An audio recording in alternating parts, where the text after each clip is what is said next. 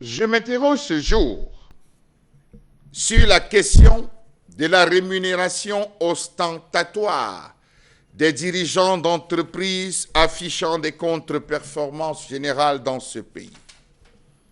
Au cours des 5 dernières années allant de 2020 à 2024, les directeurs généraux adjoints et présidents de conseils d'administration des entreprises et établissements publics du Cameroun ont perçu des rémunérations totalisant 48,4 milliards de francs CFA, soit 25 milliards de francs CFA pour les entreprises publiques et 23 milliards de francs CFA pour les établissements publics. Il est une chose qu'il faudrait dire, c'est que l'État s'est rendu compte que lorsque les budgets étaient alloués à ces différentes structures, certains directeurs, sous le prisme de celui qui n'avait pas dépensé l'argent, recevait plusieurs primes, a pensé donc entrer en combat parce qu'il s'était rendu compte que beaucoup de directeurs adjoints, beaucoup de PCA se résignaient à engager des actions de développement parce qu'il fallait que l'argent rentre pour qu'ils aient des primes. On a parlé donc de performance.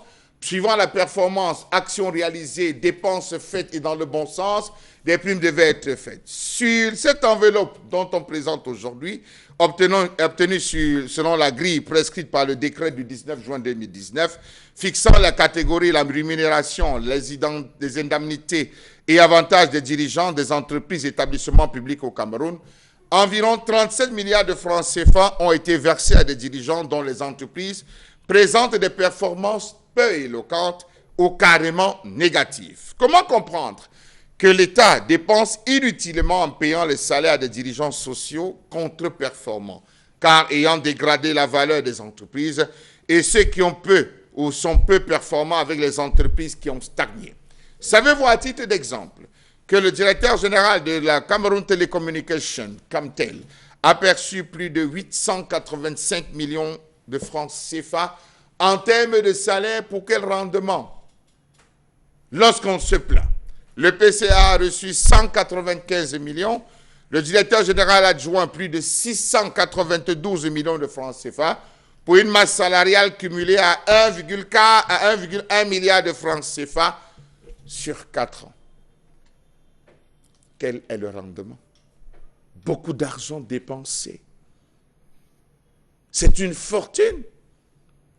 Savez-vous que Camtel et la Société de développement du coton, Sodicoton, sont par ailleurs les entreprises publiques où les masses salariales des dirigeants sont les plus élevées? Ces deux entreprises sont suivies par la SNH, Société nationale des hydrocarbures, la Société nationale de raffinage, Sonara et le port autonome de Douala, dont les 3 dirigeants cumulés ont perçu plus d'1 milliard de francs CFA de salaire sur 4 ans. Ces dirigeants ont occasionné à l'État une perte globale d'environ 195 milliards de francs CFA, soit 175 milliards pour les établissements publics et 20 milliards de francs CFA pour les établissements publics de 2020 à 2024. Soyons un tant soit peu sérieux dans ce pays. Savez-vous que les dirigeants d'entreprises en stagnation et régression coûtent plus cher à l'État sans véritablement produire la valeur attendue de manière importante, soit un montant global de 16,1 milliards de francs CFA contre 2,2 milliards de francs CFA pour les dirigeants dont l'action permet de créer de la valeur?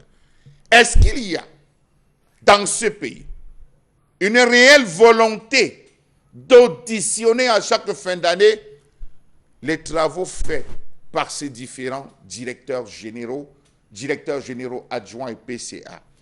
Savez-vous que 43% ou 43 PCA, présidents du conseil d'administration, continuent d'exercer leurs fonctions en violation de la législation en vigueur? En dépit de cette irrégularité, ces PCA ont perçu de manière indue une somme conséquente s'élevant à un total de 634 millions de francs CFA.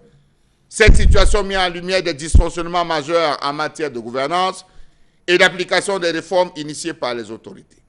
On se retrouve à ceci, que nous avons des directeurs qui ne travaillent pas, des directeurs qui ne créent pas la valeur, des directeurs qui se pavanent, des directeurs qui s'offrent le luxe d'avoir tout dans un confort super luxueux.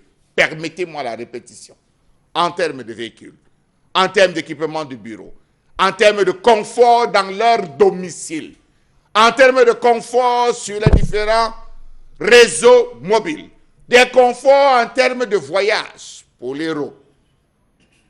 Et à la fin, on se retrouve là à venir les primer en disant, Monsieur Nding, vous avez su bien dépenser, vous avez su travailler. On constate une absence d'innovation technologique, mais qui pourra se rattraper. L'immobilisation non productive dans l'outil de production qui a été mis à votre portée. Une absence d'économie d'échelle tant vantée. On sait que vous avez organisé beaucoup de forats, de séminaires, et que ça ira. Une structure pléthorique de coûts, parce que nous-mêmes, on vous recommande tellement de personnes. Un déséquilibre de la structure financière pour inverser cette tendance budgétivore. C'est la raison pour laquelle on vous prime 185 millions de francs CFA.